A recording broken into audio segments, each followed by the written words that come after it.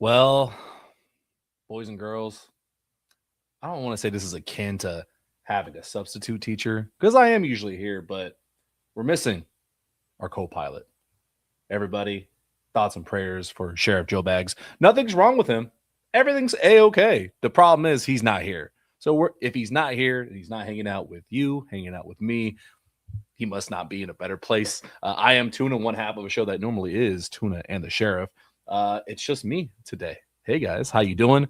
Another somewhat slow news week. It's turning out to. Yeah, Muad'Dib's got it right. Joeless, but not broless, because we got everyone here. Muad'Dib is hanging out. USA expat, another regular. He's up in here. Obviously, the title of today's stream is looking at the best wide receiver fits for the Rams. And a lot of people feel very strongly that it cannot be certain players, that it can't be, some people think it absolutely is Mekhi Lemon. Some people think there's not a chance it could be Mekhi Lemon just because he plays in the slot. Guys like Jordan Tyson, people get worried about the injury history. We're going to look at all that just because I think there's so much information these days with the draft process. Everyone who has a Twitter, who has access to YouTube, who has a subscription to PFF is now a draft expert. You are also a draft expert, about as much as I am. I will start this off by saying I am not a rookie expert by any means when it comes to breaking down what is going to make a guy good versus bad. Honestly, it's a lot of luck. It's a lot of luck, and it's a lot of really hoping and praying that your favorite team knows what the fuck they're doing. Let's be honest. Because how many guys do we see go to teams that are bad that eventually end up on other teams, and you're like, oh, wait, this guy was good the whole time. One guy that always sticks out to me is Robert Woods. Cooper Kupp is another one as well. Not so much about like him falling to a bad team, but different situations that I want you to keep in mind when we're going through this list. Guys that are outside the first round, guys who are outside the obvious consensus. Hey, this is the best player because he's slotted to go top 10. There's other guys too that will end up developing better once they're in the NFL. Guys that will develop faster, better, depending on the team they land on. Robert Woods, obviously coming in from Buffalo, he's known for being a Ram just because of the things that he did here. Hell, he's on the coaching staff because of the things that he did here in LA. Another guy, like I said, Cooper Kupp, Puka Nacua, guys falling outside of the first round that, end up being really fucking good. Kamal Kobe said, I am Les's coffee intern, so I think I'm pretty qualified here. That, at the very least, can get you a GM spot on another team. Not to say Gladstone was anything like that. Gladstone definitely did his job on, I don't want to say the F them picks. Was he a big F them picks guy? Do we know where that came from? Was it Tony, or was it just kind of like a need, a spur of the moment thing that Les popped on? Byron here with a smiley face. Hey, how you doing? It's all smiles here. Ray is in the building. Ray, also a member of the channel. Thank you. Before we jump into this stuff, guys, if you are not already, subscribe, like, share, hit the notification. Come hang out with us regularly. Usually it is myself and Sheriff Joe Baggs having fun. Today is going to be a little bit less back and forth, obviously because he's not here. But I don't want to say it's a lecture because definitely not a lecture. But I just want to dive into this stuff with you guys. Let me pull up my screen here. I was looking through Twitter trying to see if there was anything good, like anything fun to even talk about. There's like nothing really crazy. Is there anything new that I straight up missed out on that I'm oblivious on? I saw Kevin Demoff tweeting a little bit. Let's see. Where's Mr. Kevin Demoff? Sir Kevin. Where's my screen present? Boom, boom, boom. Kevin Demoff really took to Twitter earlier talking about the proposal, I think, from the Browns of teams being allowed to trade future picks further into the future. Right now, I think it's 2 or 3 years out. I think the extension is, here we go. Kevin Demoff says, we are 1 week into the NFL league year, and teams already have $1.1 billion of dead money on their books. I'm not sure allowing teams an extra 2 years of picks to trade is any more irresponsible in mortgaging the future. I mean, you could look at uh, Miami. I think Miami, their highest rostered guy contract wise is a little over 11 million a year. Yet they have over $100 million, $150 million in dead cap money, way beyond over the cap. Kevin talking about that stuff there. He had another comment as well. Oh, here we go. This is the one I was talking about. Kevin says nothing creates more interest in the NFL than trades. This is why Cleveland's proposal to allow teams to trade picks up to 5 years out, as opposed to the current 3 years, makes so much sense. More picks to trade, more trades equals more interest in team building options. This definitely plays into the hand, at least very early on, for the very competent front offices, the Rams, the Chiefs, though the Seahawks in there. As much as you don't like to hear it, the Niners are pretty damn decent as well when it comes to team building, their model as well. Modeep says Snead could do wonders with 2 more years. I wonder what kind of restrictions they'll put on something like that in regards to just what if a team just doesn't give a shit and just says, here, take every first rounder for the next 5 years. Please give us Joe Burrow and Jamar Chase. Like, is there something that's too far egregious of a trade on either side to where Roger Goodell would step in, a la the NBA, and stop Chris Paul going to the Lakers? I know some of you guys don't like hearing that, but is there something that could already happen? We already have the Browns. What about Watson? I hope you're not saying for the Rams to trade Watson. Trade for Watson. I'll end up fighting you. But anyways, let's jump into this, guys. Like I said, nothing really crazy happening in the news. If something breaking happens, then we will dive into it. Today's topic, making sense of the 2026 rookie class. We're not going to dive into the entire thing. I do want to save that for a little bit on Friday. Friday, we're going to have some co-hosts. Peo should be available. I got to text him. I know Rams House might be available, so we're going to try to get that duo collab back on here again to hang out with me this time and not just Sheriff Joe Baggs.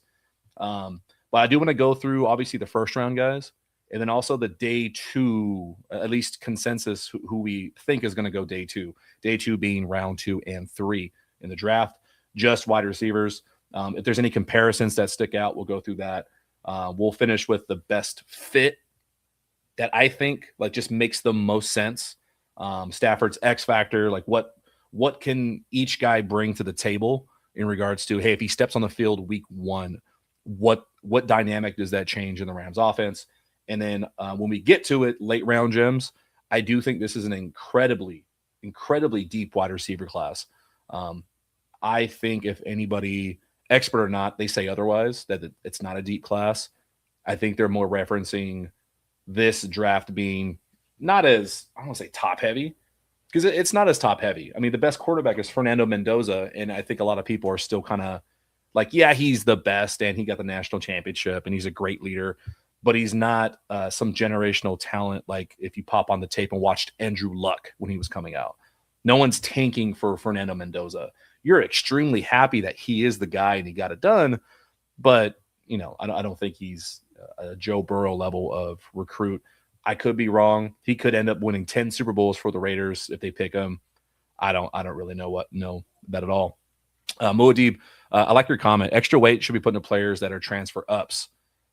To an extent, the transfer up thing still, I think, plays a factor for the Rams, but I don't think it's the end all be all anymore like we used to think about it 3-4 years ago. Mainly because NIL has made it. Hell, I talked to 3 guys this week who have all transferred up. And everyone has a reason for the transfer. I think that is a little bit more accurate. Why did they transfer? Did they transfer because, hey, I want to be closer to home? A la some Jackson State guys. Like I talked to somebody who left Syracuse to go back to Jackson State. Yeah, things like that. I think the reason matters a little bit more. So as we're going through this, we're going to be using PFF's rankings. I don't really honestly give a shit about what the ranking is per se. It's just how they have it listed. If you go between site to site, everyone's going to have it a little bit different. Yeah. Muad'Dib says the best QBs are staying in college to make more money with less pressure. Yeah, I think so. You just got to be aware of the guys who were there for like 8 years. I know I love Joey Aguilar, but I followed his path on why he stayed at each different place. And then you got to throw in a lot of these guys are coming off that extra COVID year. So we're going to have a lot of 4, 5, 6 year starters in college for really weird reasons. And USA Expat says, per wide receiver rankings, I like wide receivers 4 through 9. We're going to get to those guys. Everyone ranks them different. First, I want to start with the big three. And as you're watching this, keep in mind who you really want the Rams to pick. Because when we get to the end of it, I am going to ask you guys, and we're going to post about it as well. But let's start off at the very top. And it's funny how these rankings, like, they change the second the season ends and we get closer and closer and closer to the draft. Like, I saw a post today. Somebody was like, oh, I'm not sure if Dan Orlovsky doesn't think Fernando Mendoza. Girlfriend's ringtone. Well, Bob's Burgers. Sorry about that. I'll take a NFL fine for that. Dan Orlovsky doesn't think Fernando Mendoza is the consensus number one pick. He thinks Ty Simpson's on his heels. The same thing happens to the wide receiver charts. 2 months ago, it felt really simple. It felt really, really simple that Carnell Tate was, the best wide receiver in the class. Now it's Jordan Tyson to a lot of people. Now it's Mekhi Lemon, depending if you're a USC fan. So, yeah. Tuna is such a gene from Bob's Burgers. I'm more of a Tina. I can throw it back just like she can. Very awkward, and I wear glasses. But, yeah, we got the Bob's Burgers ringtone. I call her Chef. That's my pet name for her. But anyways, Carnell Tate. If you want Carnell Tate on the Rams, he is slated to potentially go inside the top 10. So you're looking at a scenario where the Rams are going to have to trade up. Maybe. Draft day is always weird. It depends on how things go. What if there's a run on cornerbacks? What if somebody takes Mansour to Lane really early? And then somebody has to go take McCoy. And then now, do I take Colton Hood at 11 or 12? Now that pushes wide receiver way down. Also, I think a lot of GMs are getting more comfortable with loading up the line first, loading up the other positions. Because it's all great if you have a top wide receiver, but if you're one of these top 10 teams, one, if you don't have a quarterback to get the ball to him, it doesn't matter. If you don't have an offensive line to protect your offense and actually run your offense, what is the point of having a receiver anyways? Like, he's just going to be out there doing cardio all day long. Carnell Tate reminds me the most, and I think some people are going to hate this. He actually reminds me the most of Devontae Adams. How he runs his routes, how he's very fluid. I don't want anybody thinking that when you pop on the tape, he is just a burner where he's going to be wide open downfield by 10 yards every single time. He is very fast. The difference with him, though, and why he ran such a quote-unquote slow 40 time, let me pull up his stuff here. What was his 40 time? 4.53. And that's incredible that these days 4.53 is seen as incredibly slow. And all of the draft profile stuff, like the strengths and weaknesses, I'm going to read off this stuff from, where is this? NFLDraftBuzz.com, just because they do a really good job of organizing everything. I'll point out if I think something is not good or accurate in their assessment. Carnell Tate, his strengths, he high points the football like he owns the air. His ball tracking is the best in this draft class. His big play jump in 2025 was real. He had 5 touchdowns of 40-plus yards. When he gets runway and builds up steam, he could absolutely hurt you deep. You're going to hear that a lot from Carnell Tate. People don't think that he's a little bit slower, so you got to go with Mekhi Lemon or Jordan Tyson. He builds up speed. Maybe his first 5-6 steps on a vertical route aren't the quickest, the fastest. It's not really about that. It's more about the get off. It's more about the physicality. And it's more about, in those first 5-6 steps, do they all look the same? If you're going to run vertical, if you're going to cut in, if you're going to come back, does it all look the same? Mudeep says, unrealistic. USA Expat says the same thing. If they stand put at 13, absolutely. Again, what if they think that he's just the shit? I know they wanted to trade up for Tet McMillan. What if they think he is better than Tet? What if they say this is absolutely who we need? He plays just like Tay. We love him. Put him in there. Yeah. So his weaknesses, 4.53 at the combine, put it on paper for everyone to see. He is not a burner who will consistently run by NFL corners on vertical routes. Agreed. needs some build-up time. But everything else he does, not everyone's just sitting here waiting for the deep threat. If he's going to kill you over the middle on 10, 15, 20-yard routes over and over, that vertical route's going to, once he gets on someone's toes, he's going to be wide open. And his run blocking is clearly a work in progress. The effort shows up, but his hand placement drifts, and he fails to sustain through contact, which is really weird. I hate seeing that from Ohio State guys. He's a very polished, technically sound receiver who wins with precision, body control, and understanding of coverage structures. He's a very goddamn good wide receiver. I would love this pick. I think a lot of people think, like you guys said, it's unrealistic, but why? Why is it unrealistic? What if they get rid of a second rounder or a first rounder for next year, and you didn't have to pay, AJ Brown's contract. You've got your heir apparent in Devontae Adams, and you have your running mate next to Cooper Kupp. Damn, Kupp brain now. Puka Nacua. You got your running mate with him for the next few years. Extend him. You got a great 1-2 for the next 3 to 4 years. Love that completely. Next guy. And again, this is in no particular order. This is just the order that they had it on PFF. Makai Lemon. Makai Lemon is the most intriguing one based on the fact that he's from LA. He plays right here at USC, and obviously a good majority of Rams fans are 100% USC fans. I know some USC fans that are big Trojan fans, way more than Rams fans. I like this for that reason. I think you can get away with, and this is the slot conversation as well, is he technically the best because he can't play outside? He's not as big as the other guys who can get off press. I don't think it's that big of an issue. I think if you're going to draft a guy like that, you're cognizant of, okay, he's not as big as Cooper Kupp, this and that. But there's a lot of guys that play in the league that aren't as big as Cooper Kupp, and they do just fine. Jackson Smith and Jigba had, I believe he had more yards than Puka, right? And he's pretty small. He's not the biggest guy. I don't think. Am I wrong? Is JSN 6 foot? Let's see. Okay, they have him at 6 foot. I'm gonna go ahead and say they're probably rounding up a little bit, 5'11" and some change for what it's worth. They've got Makai Lemon listed at 5'11" as well, so we'll just round down. It's 5'10", 195. But you pop on the tape, he does not play like he's 5'11". The guy's always open, very electric. Trying to tackle him after the catch, it kind of plays into his benefit that he is a little bit smaller.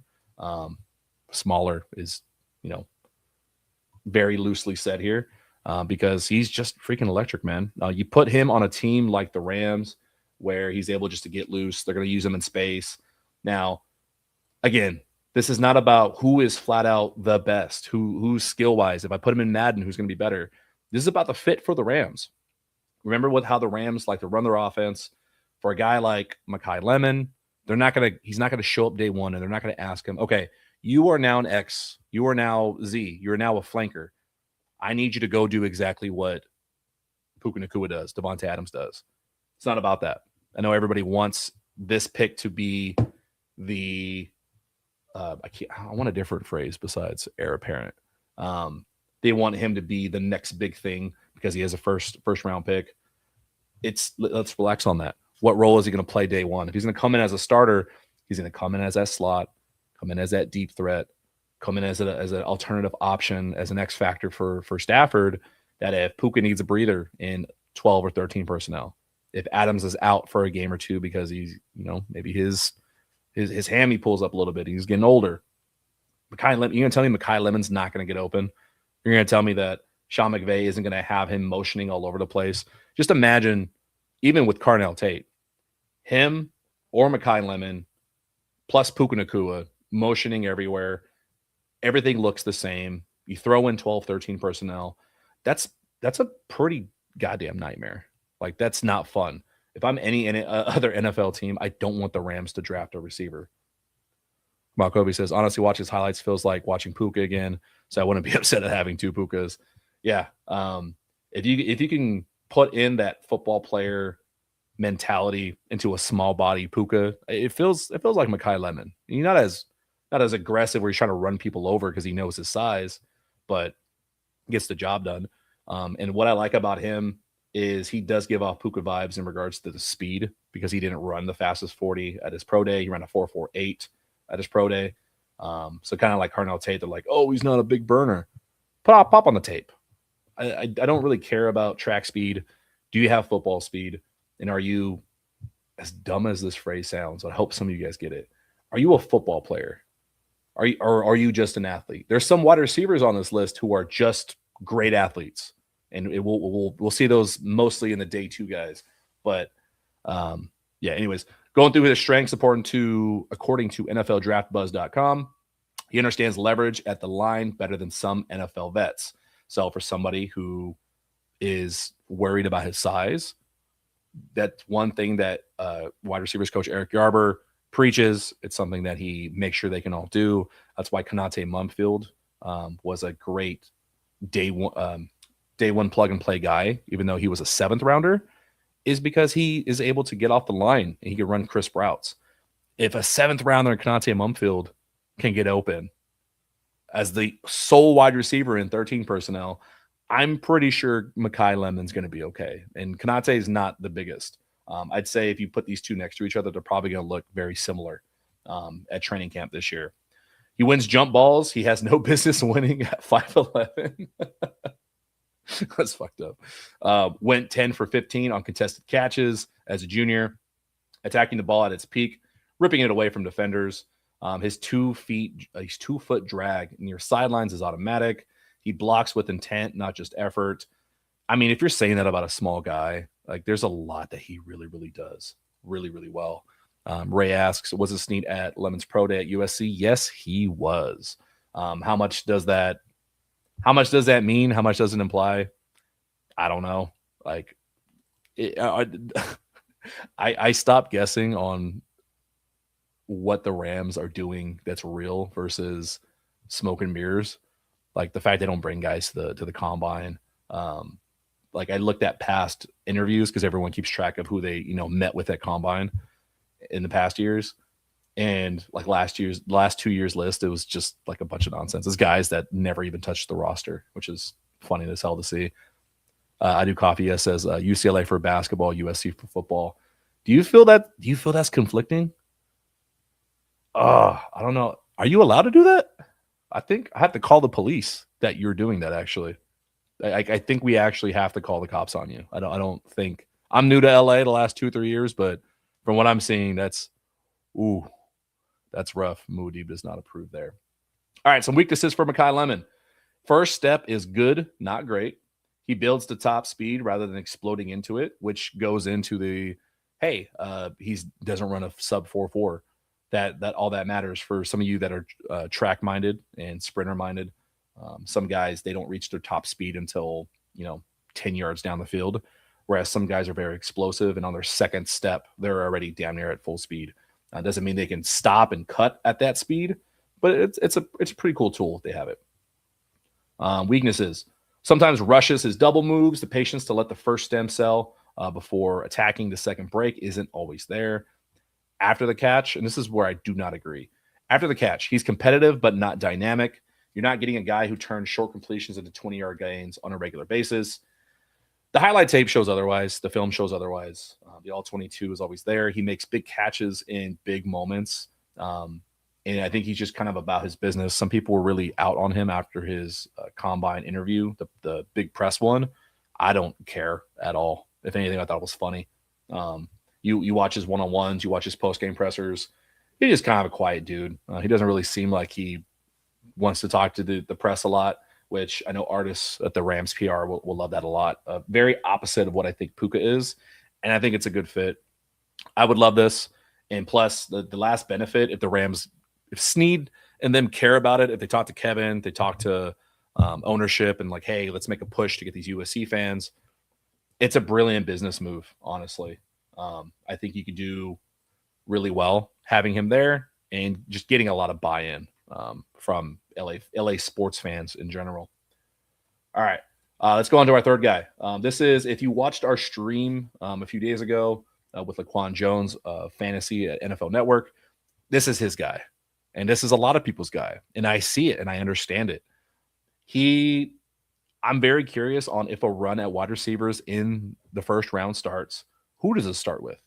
You can make an argument that somebody is going to take Jordan Tyson in the top 10. You can make an argument it'll be Carnell Tate instead. I think everyone understands that Mekhi Lemon, out of the big three, quote unquote, of Tyson, Tate, and Lemon might be the first one to fall just based on size. Now, the knock on Jordan Tyson is, everyone knows it, injury history. I think that's somewhat fair. I don't think it's yeah, come on, Kobe. He feels like the definition of if. And I agree with that. I also think that the Rams are in a position where they can risk that. Like, let's say, let's go through all his positives, and then we'll break down the it factor for why it could make sense for the Rams. So, reading his bio a little bit, let me go through. Let me find these injuries, where the hell they happened. Weaknesses. There we go. Medical red flags. He had a knee in 2022, a collarbone in 24, a hamstring in 25. And I was bummed out about that one just because I think it was near the end of the season. I really wanted to see what he could do. No, I lied. Sorry, that was 24. 24, they were going on a run. Cam Skattebo was just carrying the team. Cam Skattebo got himself drafted because of the end of the season and what he did in the playoffs. If they had Jordan Tyson, I think they win another game. I think Cam Skattebo gets a little bit more recognition after that, if so. Strengths and what he does. Jordan Tyson, he gets open, period. You watch the Kansas State tape, count how many times he just erases corners with a shoulder fake, snap at the top of his route. 67% contested catch rate in 2024 tells you everything. He's every bit of, 6'2", 6'3"? He's every bit of that. Elite athlete. I think he played basketball too, which makes a lot of sense. And I think the kicker, watching how he plays and watching him just kind of elevate to another level against defenses, and you watch him, you're like, yeah, this is a pro-ready wide receiver. His wide receiver coach is Hines Ward, Steelers legend. That's all I needed to hear. Like, Hines Ward is such a route technician, such a dog. Yeah, Hines Ward got his hands on this kid and it shows. 5th among college receivers in run blocking snaps. He will stick his face in there, which matters more than people think. I know there's some tape on him of not being the cleanest blocker, but somebody who's willing to get in there and who has attitude while he's blocking and loves it, I'm always gonna do that. He tracks the ball down like a center fielder, makes over-the-shoulder grabs look routine, and rarely has to gear down to locate the football. The big if, like Kamal mentioned, and it's real because of the injuries. Unfortunately, some guys, they have soft tissue issues. They play so hard, like we get worried about Puka. Does he leave himself susceptible to, break something or tear something because of how physical he plays? For a guy who's a little bit leaner in frame for how big he is, that is a risk. USA expat, too big an injury history for number 13 pick. You can make that argument. You're not going to get any argument out of me on there about that. There are some teams that are going to say, no, I'm okay. And he may fall. He may be there at pick 20. If the Rams decide to trade back out of 13 and, hey, let's recoup some picks and get some 4th or 5th rounders, and they're sitting at 21, oh, shit, there's Jordan Tyson. You may still get him there. I think there are some concerns on that. I think he did not run at the combine, right? I think he was still getting over an injury. Can't remember. But weaknesses, apart from the medical red flags, his frame is fine, but not ideal at 200 pounds. Physical corners who get hands on him at the line can disrupt his timing and knock him off his routes. He rounds off some of his breaks at the top of routes instead of snapping them clean. Now, it's so weird when you read these weaknesses from these expert sites and then you watch the film. It doesn't – there may be some plays. Let's say there's 100 plays and then there's 5 of them where he gets jammed. And then your job as an analyst is I have to find the things he's not good at. They don't always put the rate at which they struggled at something. He could have been jammed the one time and thrown off, and it was a bad play, it's a bad rep. And then now it's like, hey, it's a potential weakness to look out for. Also, you got to keep in mind with these guys, especially the big three, when we're nitpicking weaknesses, do those things go away with coaching? Do they go away in a different scenario? Things that Puka Nacua was terrible at seemed to fucking go away just fine once he made it to the Rams. So those are things you got to be a little bit hesitant on. Time speed is just okay. The 4.540 is not going to scare anyone, and his limits his ability to simply run past coverage on 9 routes. I'm not really buying this. I'm sorry. These guys are like really, really good at football. If they need to get open downfield, I'm pretty sure Sean McVay, combined with these guys' athletic talent, they're going to find a way to get open deep. Just my opinion. Now, the comp, I have a fun comp and a not fun comp for Jordan Tyson because the Rams are in a position where you don't need a wide receiver 1. You don't even need a wide receiver 2. If we live in a great world and a just world and a perfect Rams world, Devonta Adams is fine. Devonta Adams is going to look just like he did in 2025. He's going to get a lot of touchdowns. He's going to be open in the middle of the field. He's going to be that veteran presence, that security blanket for Matthew Stafford. Jordan Tyson as a wide receiver 3, his upside is Justin Jefferson. Same size. You watch his highlight tape. He moves very similar to him. The weakness that I just mentioned about him rounding off some of his breaks, he gets away with that because he can, because of how freakishly athletic he is. He may not have that straight line 4.3, straight line speed, but for being 6'2", 200 pounds, guy is incredibly quick. His shoulder movement, his head movement, oh my God, dude. Like, he makes DBs just completely lost. And for a guy being that big to be able to do that, you see why the upside is there. That if the Rams can get away with taking a risk at 13, you use your other first-round pick to shore up the defense. You got a bunch of other guys, ready to roll. If you want to take a shot and you need a guy just to be a freak athlete out wide, I can see the point for Jordan Tyson. And even if the medical history is there, right? Let's say he pulls up a hammy again. Let's say this and that. I mean, the Rams are able to make that risk. Like they are one of the safer options to risk an injury-prone wide receiver because of the way the wide receiver room looks.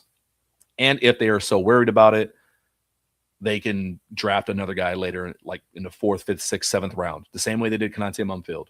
They need an extra body, somebody that may comp similar to Tyson and do similar things. Cool. Get yourself an insurance piece. Yeah. And I think there's something to having some respect for the Rams medical personnel and how they treat guys as well. I mean, Stafford is supposed to always be hurt as well. He's fine.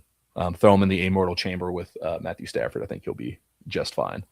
Muad'Dib says, but isn't a collarbone easier to break each time? I do not know. God, I don't know, dude. I'm not a medical. I'm not a doctor. I would imagine so, though. Like, honestly, any bone, if you break, maybe it is. I know it's different with ligaments, depending on what you do. I know people get worried, like, oh, he tore ACL. What if he tears it again? It doesn't always work that way for most guys. I know when I had mine, you're more at risk for your other one, I think, sometimes. I did the hamstring graft on my ACL like 12 years ago.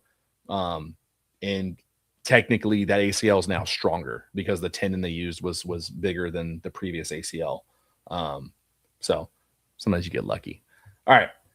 So those are the big 3. The rest of day 1 is really, it depends on your flavor of wide receiver. And before we keep going, make sure you guys got any questions, drop them in the chat. If you just got some love to say, if you want to say something mean to our friend Muad'Dib here, go for it. I'm all for it. Or some well wishes to Sheriff Joe Baggs for him not being here today. Omar Cooper Jr. This is my favorite guy in day 1. I've been very loud about it for different reasons, and we're going to talk about it. Muad'Dib says no, Googled it about the collarbone thing. So thank you for that. Omar Cooper Jr. I'm on record saying I think he's the most Ramsiest, to quote NFL Network, at the draft or at the combine. He's the Ramsiest wide receiver in the draft. Kind of does everything. He was very loyal to Indiana. When all the new guys were coming in, he wanted to stay there because he is born and raised in Indianapolis. I love that part about him. So to go against what Muad'Dib was saying earlier about guys who, do transfer up, this is complete opposite. This is a guy that stayed home.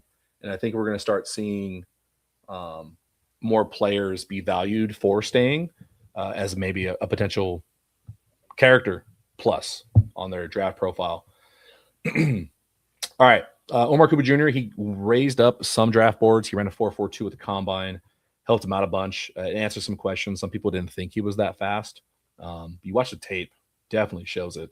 If you are unfamiliar with his game, let's go through some of these strengths. Outstanding ball skills, reliable hands in traffic and off his frame, catches the ball away from his body, secures it quickly through contact. Natural feet, natural feel for finding soft spots in zone coverage. He's dangerous with the ball in space on screens, crossers, designed touch passes. Also a willing blocker who competes on run plays, doesn't take reps off in that area. That is the big thing for me when he's away from the ball, when he's not the target, the things that he does, very consistent, and his progression over his 3 years in Indiana. I want to say he had some immaturity issues, but it's on record where he had to be disciplined by Signetti, I think last year, 2024. But he's the leader in 2025. He was a big proponent of keeping the offense rolling against some of their grueling schedule. He made that tough catch, like that highlight catch against Penn State to win the game. He was a big part of why they won a national championship, why Fernando Mendoza is going to be number 1 overall pick. So the summary for him, and I want to say the weakness, is here they say his route technique is still developing. I disagree with that. I think he's one of the better route runners in the first 2 rounds. Says he relies on athleticism. I don't see that. I think his athleticism shows after the catch, but when you pop on the tape, like he gets open for a reason. You can't have both ways. You can't say, oh, it's just athletic, this and that, but then he also looks stiff when he's running routes sometimes. It's like, well, which one is it? Is he athletic, or is he actually just really good at running routes for what his body allows him to do? A lot of people think he's going to be a slot receiver, so you're going to bunch him into the Mekhi Lemon conversation on how he fits for the Rams. I think that's how he starts as a slot for the Rams, just because of the makeup of the team, because Devontae Adams is there. In no world is any rookie wide receiver going to come in and do everything better than Devontae Adams and take over wide receiver 2 duties. It's just not going to happen. Doesn't matter who it is. For Omar Cooper Jr., his size and his strength and his leadership abilities and willingness to get better over his last 3 years at Indiana and the growth, like maturity, I think that shows that maybe he starts as a slot as he's filling in and understanding the McVay offense, contributes right away. He would take over, like imagining him in 13 personnel as opposed to Konate Mumfield. I think that opens up a lot more because of his speed and his athleticism. I saw somebody comp him to Deebo Samuel, and it pissed me off because, like, yeah, maybe after the catch, he could do some Deebo like things, but not even close in regards to route running. But as time goes on, in year 2, year 3, Omar Cooper Jr. absolutely is somebody who you can see lined up on the other side of the field across from Puka Nacua, where Puka takes over that X position if he needs to. And Omar Cooper can be that tweener where he's not 6'2", 6'3", but dude, he can get off press. He's big enough where he can absorb contact. He can play X to Z. He can go into slot because he's fast enough. I think he can do a little bit of everything. And I think he just hasn't been as talked about, as hyped about, because it was Indiana. And you're going to see that from a lot of these guys on the next screen after we get out of round 1 on why isn't there more hype around this guy if he's so good. And I think Omar Cooper Jr. fits that.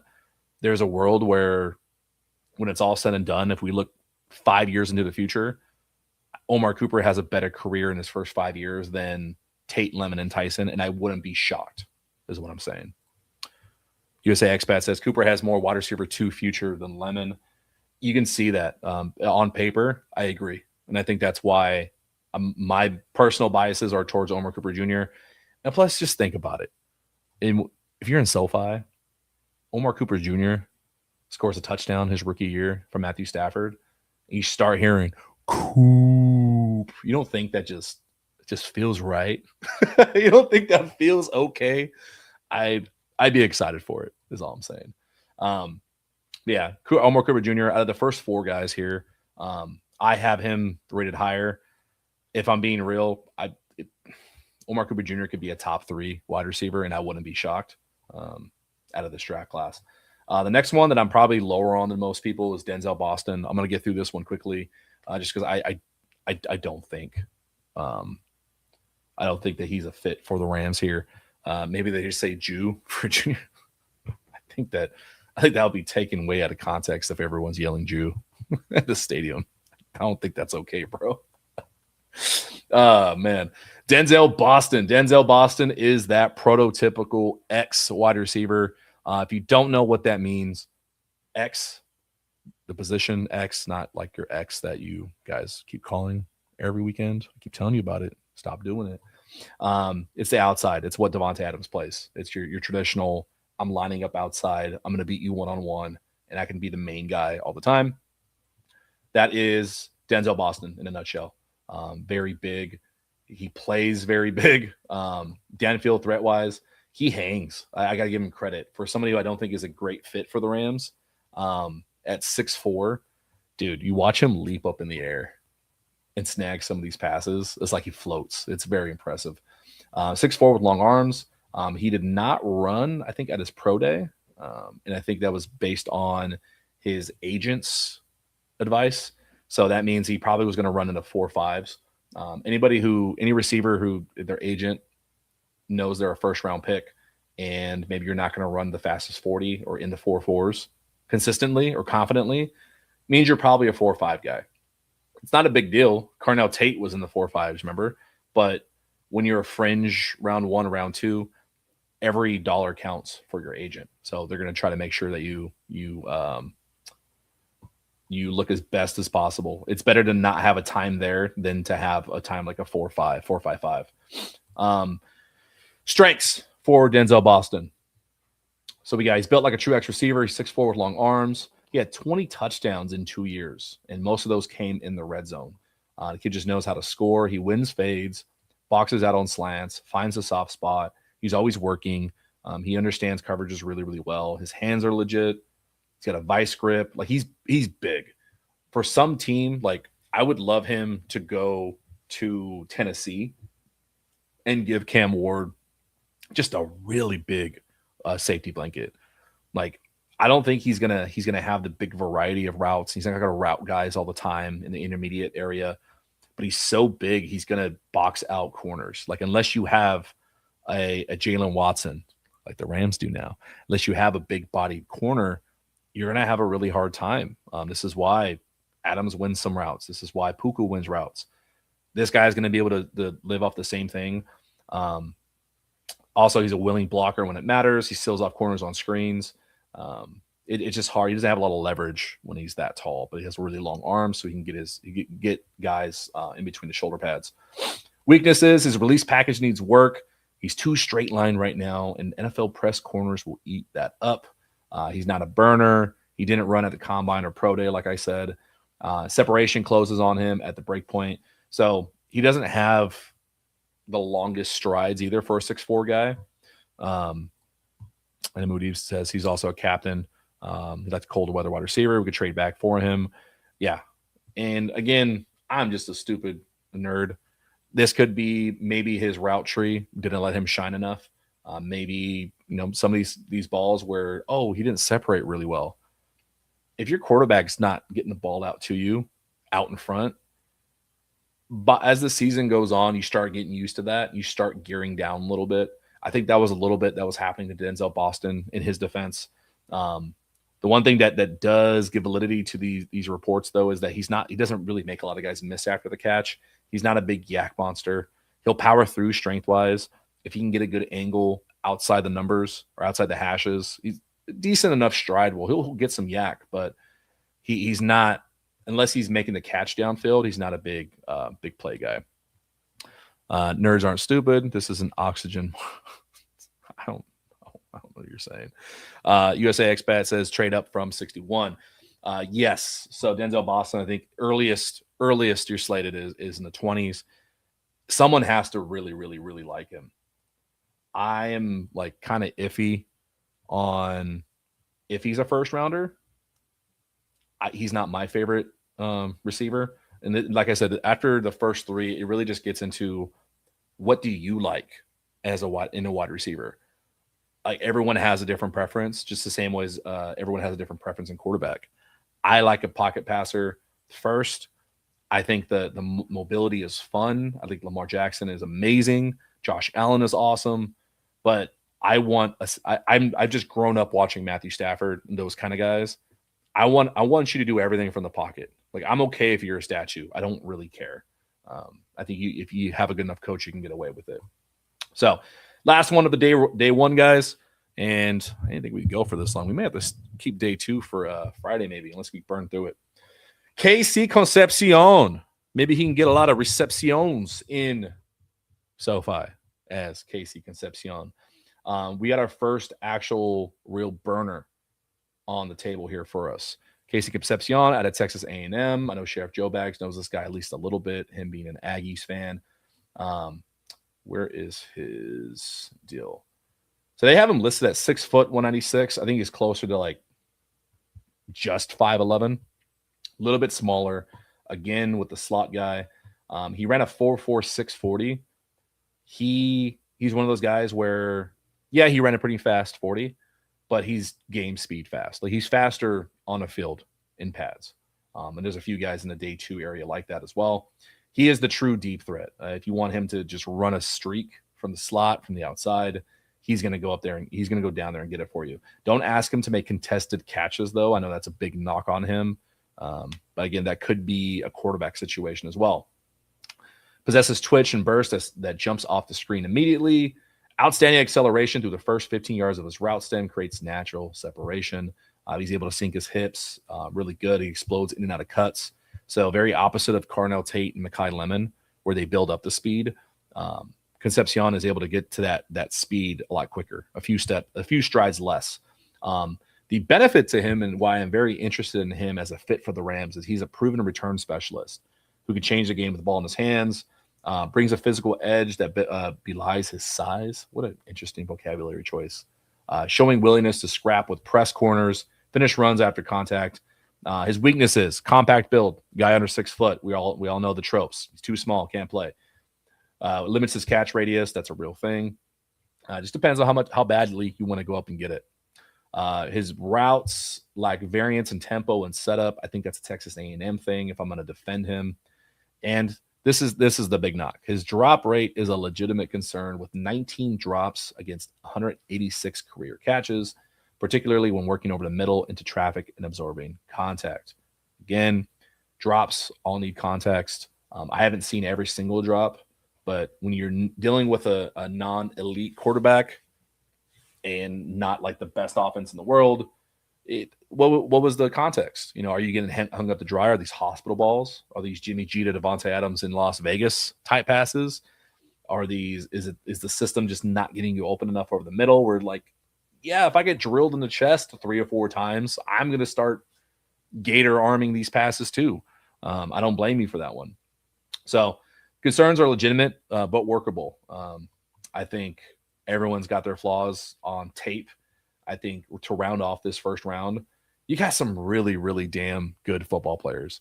The only one that I think would be not an ideal fit is Denzel Boston. Tate, Lemon, Tyson, Cooper, and Concepcion at different points in the first round. The Rams have options that if they decide to go wide receiver in the first round, I love these guys a lot.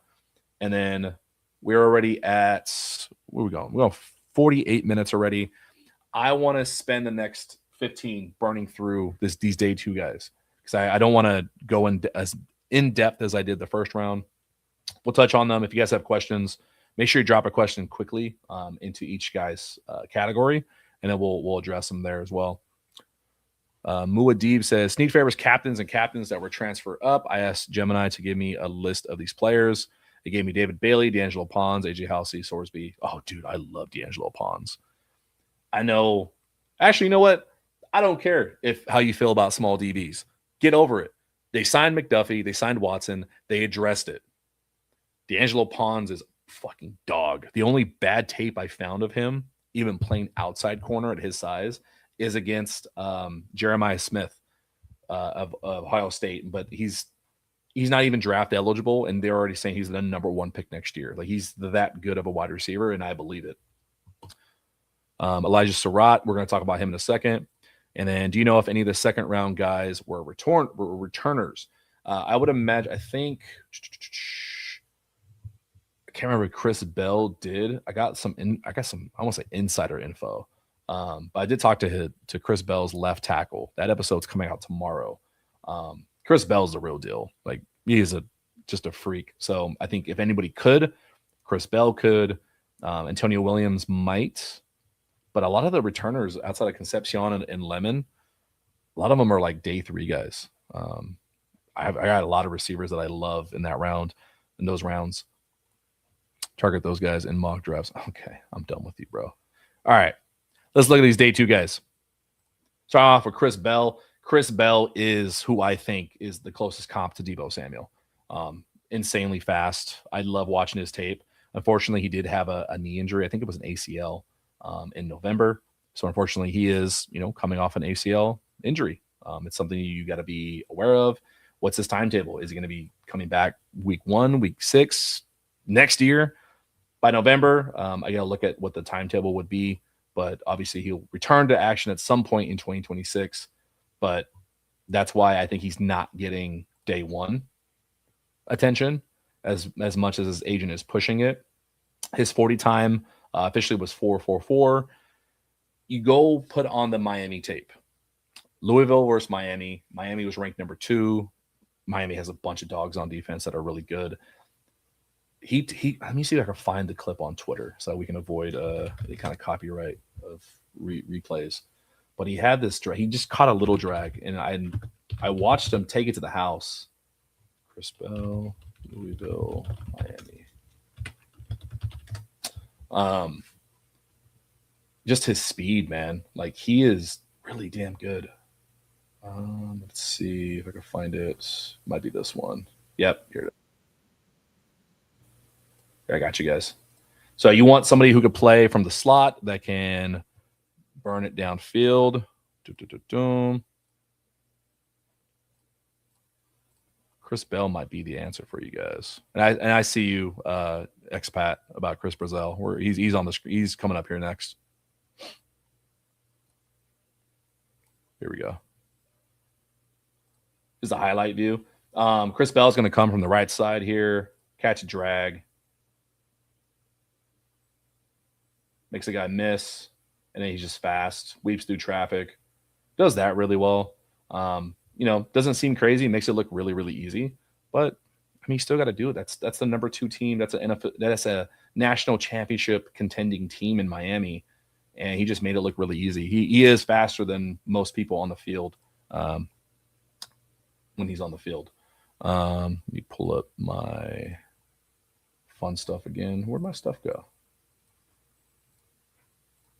This is so not fun to do when Sheriff Joe Baggs is not here, by the way. There we go. Brazil and Serrata receivers, I think, could fit too. I agree. Chris Bell, I think the only thing wrong with him is the fact he is a Deebo comp.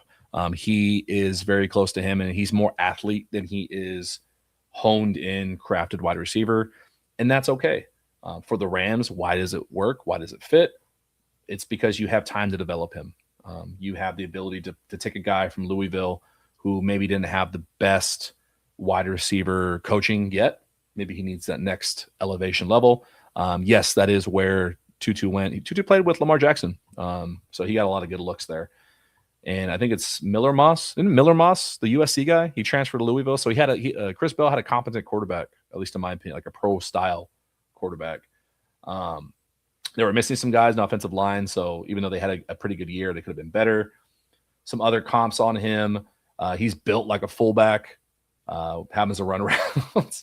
he's very his best comp if he turns into a route technician under someone like Eric Yarber would be AJ Brown. It would be something similar to that. So you want a big body guy, you go to Chris Bell. The knock is how explosive is he still going to be post ACL?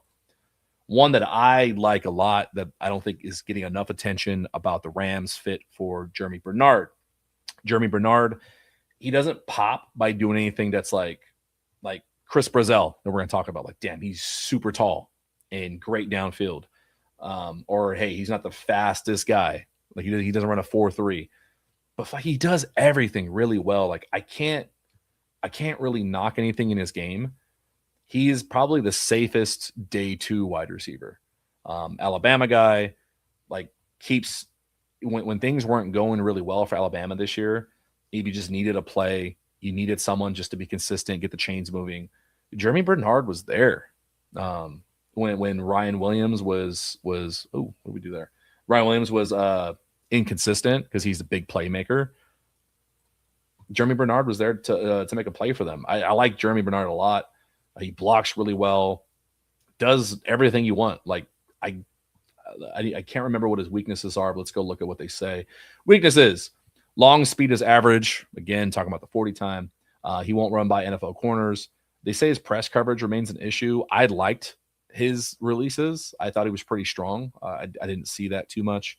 And his contested catch production has not matched his frame. Again, that happens when you don't have an elite quarterback in college. You leave yourself open to like, oh, well, you didn't catch all these contested catches. It's like there's a difference between a Matthew Stafford jump ball where he's putting it where he thinks only you can get it versus a Tua Tagovailoa jump ball where he's just kind of chucking it. Not every 50-50 ball is built the same. Your quarterback can help you out a lot. Some of his bonuses, sideline body control is unreal. Alignment versatility, he can play inside and outside. He tracks the ball really well, and he's reliable hands. He's a route technician, and he's reliable hands all over the field. And I think if that's the bare minimum, if that's like only thing he's good at, again, they can get production out of Konate Mumfield. You mean to tell me you can't add one or two more releases out of his pocketbook, his wallet, his back pocket? You mean to me Jeremy Bernard doesn't look like the biggest steal of the draft for the Rams? I think you land Jeremy in the right situation, and he makes the GM look really, really smart. Aiden says, late to the stream, kind of scared Miami takes Tyson now to fill that position. They might, but they need everything. I think they're still – I think if they're picking at – what are they at, 10, 11? At 10 or 11, you got offensive tackles. You still got edge rushers. You have to think, do they think Jordan Tyson is Justin Jefferson? Do they think he's better than some of these defenders that are out there that are cornerstone franchise, build upon type guys? I think that all really depends. Puka did heavy lifting some of those throws. He did. But again, I guarantee you there's a difference between a Stafford jump ball and a Tua jump ball. And Chris Brazzell, yep. Here, this is the one you guys all want. This is the hype machine. Chris Brazzell. Mainly, I mean, deservedly. You show up to the combine, you do what you did, you run as fast as you are, and he was a target for my favorite sleeper project quarterback in the draft, Joey Aguilar. I think they did some really, really, really good things in Tennessee this year. So let's go through his measurables. Let's go through. We'll spend a little bit more time here because I know you guys are all big fans of his, and let's see if he actually does fit. 4.3, 740. That's so stupid. I think it's stupid. You should not be allowed to run that fast when you're that tall. Let's see. Strengths. Watch the Georgia game, and you will see a receiver who understands how to manipulate coverage with subtle body movements and stem variations before exploding out of the breaks. I would be okay with being read bedtime stories as an adult, like a child, if it was just football stuff. He gets into his routes quickly off the line with varied release packages, and I agree. For somebody that's that tall, he should not be allowed to break in and out of his routes that quickly. It's very impressive. 6'4" creates a massive catch radius that corners simply can't contest with. The only thing that I think I differ in opinion than other people when it comes to down the field, I think he can be better at timing his jumps. A lot of his jump balls, he won just on length and height, which fair. I mean, I can't knock a guy for getting it done no matter how, what tool you use, you got the job done. But in the NFL where the margin of error is even tighter, I hope that getting into the Rams training program and working with these guys that he can time his jumps a little bit better.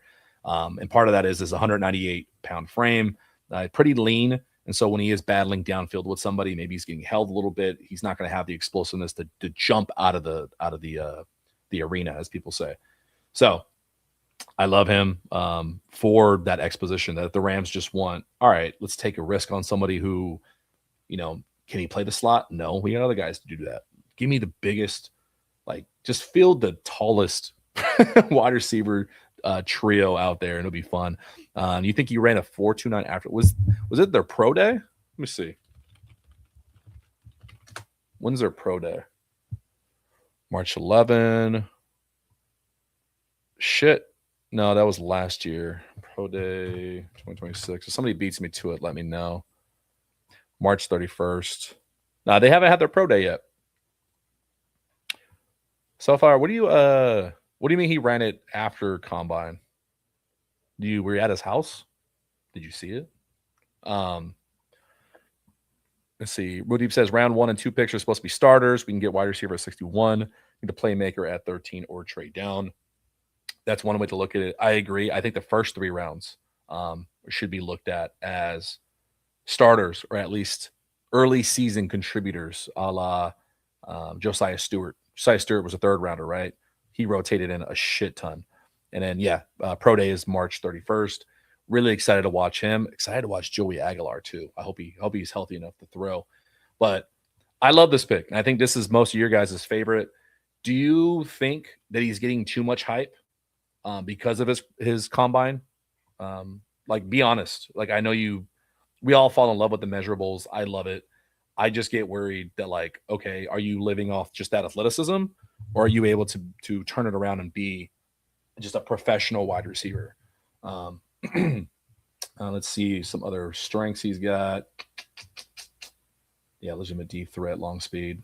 I mean, what if they wanted?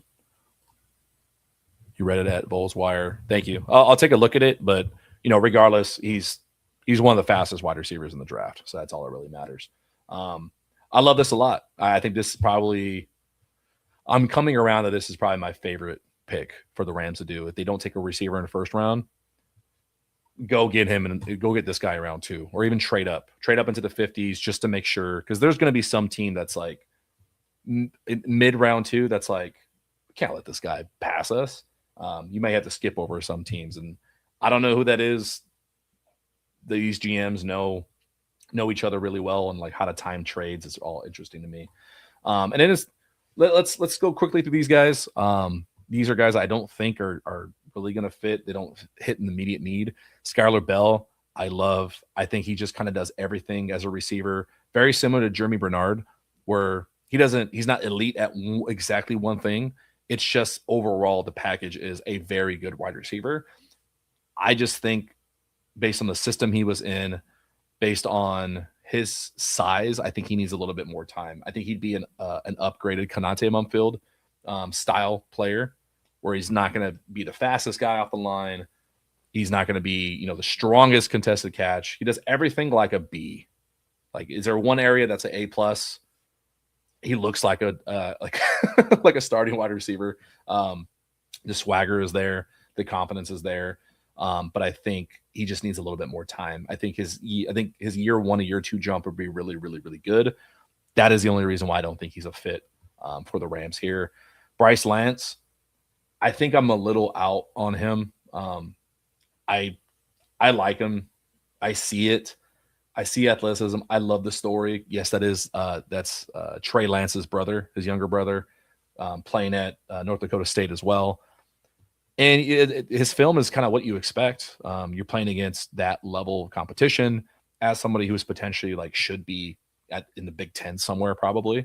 Obviously he's running away from guys. It's hard to watch the film and take anything from it except you're just a way better athlete than everybody else in that conference.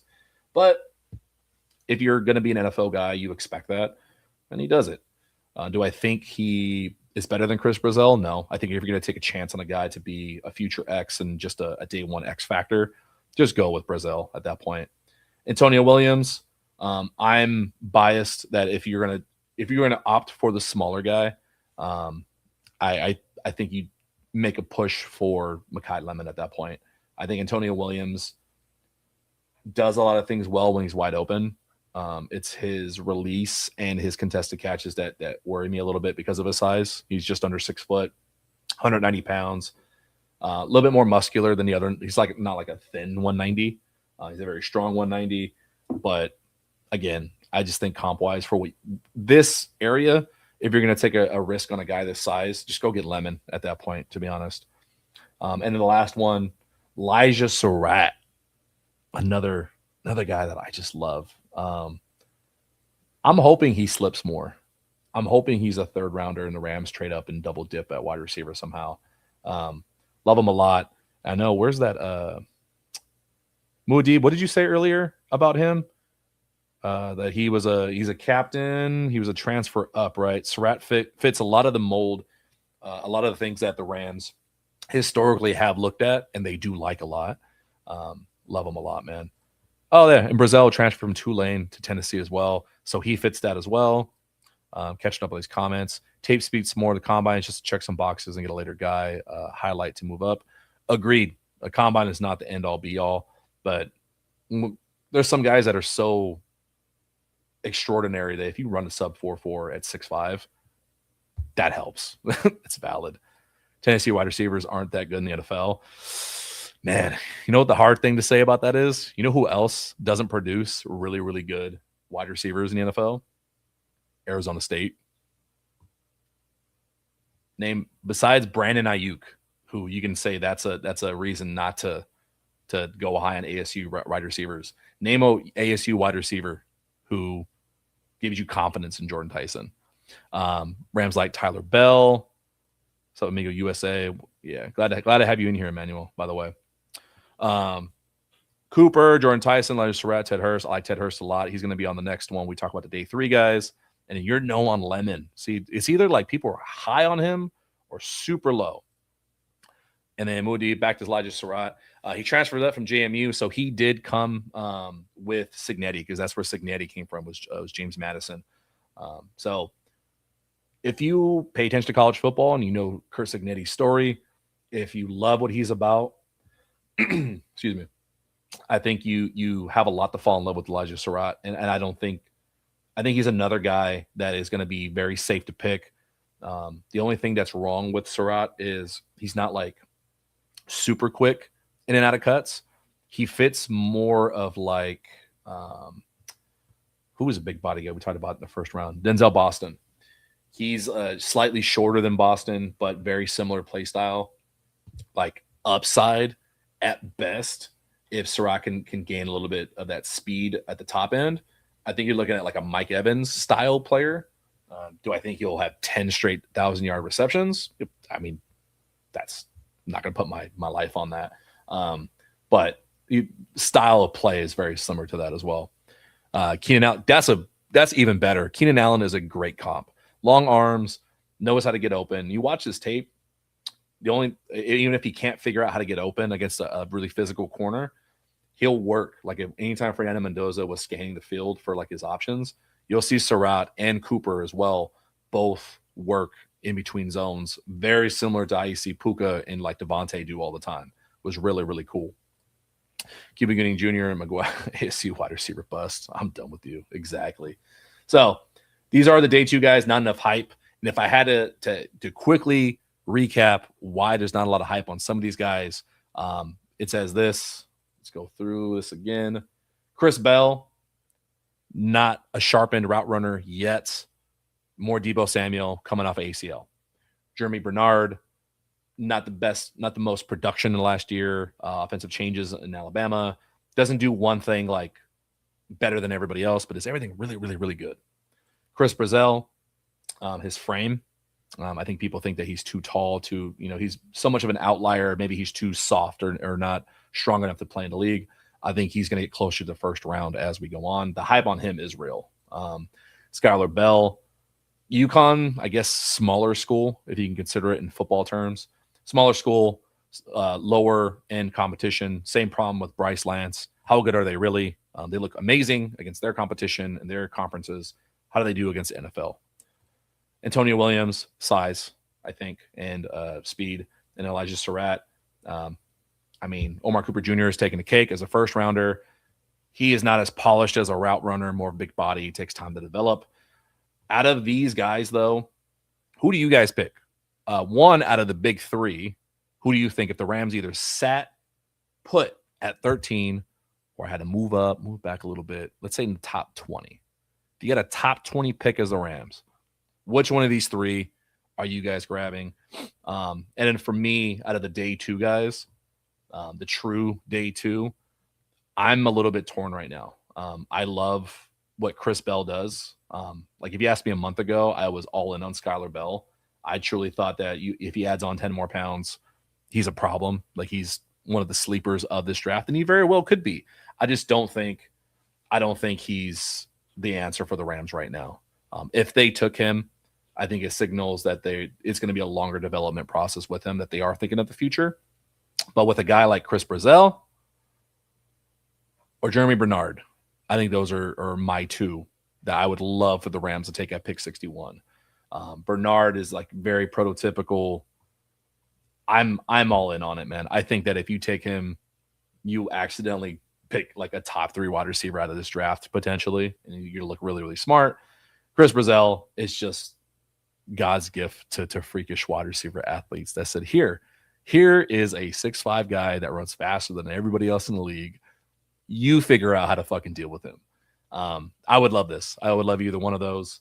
But again, my question to you guys as we wrap up here, who is your pick? Is it Lemon, Tyson, Tate? Is it someone else? Is it a trade? Is it Sonny Styles? Is it not even a wide receiver? What do you guys think about this? Is there the best fit for them overall, regardless of the draft position in the round? I do think Jordan Tyson is a very, very exciting pick. I think you get excited about it, even if they take him at 13. Like I said, the upside is potentially a Justin Jefferson style player that I can't remember the last time the Rams have had somebody that dynamic and that gifted as a NFL prospect at receiver. Robert Woods technically was really, really, really talented. OBJ for that brief period that he was here, like it reminds me of like drafting an OBJ level of player where it's like, man, he's just better than everybody else. So yeah, that's what I think. Who do you guys got? Who do you guys pick? And then if you got any other questions, we'll just wrap up here the next 2 or 3 minutes. Jeff Jordan says Lemon, but I'm a USC fan from way back, so I'm biased. I mean, actually, let me ask you that question. As somebody who is admittedly biased as a USC fan, do you think this actually puts more Rams fans' butts in seats to have a local player like Mekhi Lemon? Do you think having that connection of USC's like favorite player right now coming and staying in LA, do you think that brings a huge draw to Rams games? And not to say there's no Rams fans, but you know, to combat the Niners fans, to combat the Cowboys and the Packers crowds that come in droves, does this help with the LA crowd at all? What do you think? Muad'Dib says Edge round 1. Did I talk you into Cassius Howe, Muad'Dib? Did I talk you into that? Please tell me I did. I'd love that. And USA Expat, you've been here since minute 1 of this stream. So who is your pick? I want to hear who you think, Expat. Muad'Dib likes cold weather wide receivers. I guess that does make sense. I mean, Devontae technically was from his years at Green Bay, but guys can learn. Guys can learn about it, man. Devontae played here in Cali. He played at Fresno, bro. He didn't know what cold weather was. Like, he had to learn that in Green Bay. I know Puka did that in Washington and BYU, but I mean, you play in SoFi all your life. You don't really test your cold weather chops that much out here in LA. It was from the LBC. Yeah, it's fine though. And yeah, you say you got me on how. I'm telling you, man, there's a few guys that you ignore the position and you just look at the X factor of what they can do. And Cassius Howe was unreal. I don't care what they say about his arm length. That guy is a damn good football player. If he leads the league in sacks one year at some point, I wouldn't be surprised. Like, he's very damn good. Here we go. We've been waiting for Expat. Move back to 20-ish and pick my 2 faves, Proctor and Brazell. I know I am in minority. Hey, Minority Report. That's what we got. That's what we got you here for. Proctor, let's see. Let's pull them up real quick, and then we'll get the heck out of here. PFF big board. Make sure you guys just follow along with me. And then, big board. You said Proctor, huh? Why am I drawing a blank on what position he plays? Why do I feel so stupid right now?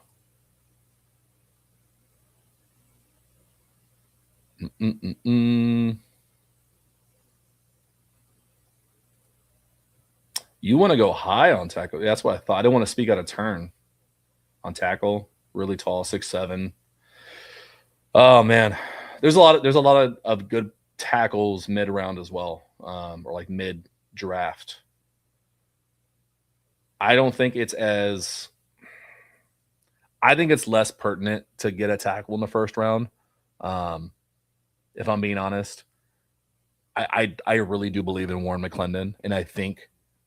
Are you more worried about potential injuries?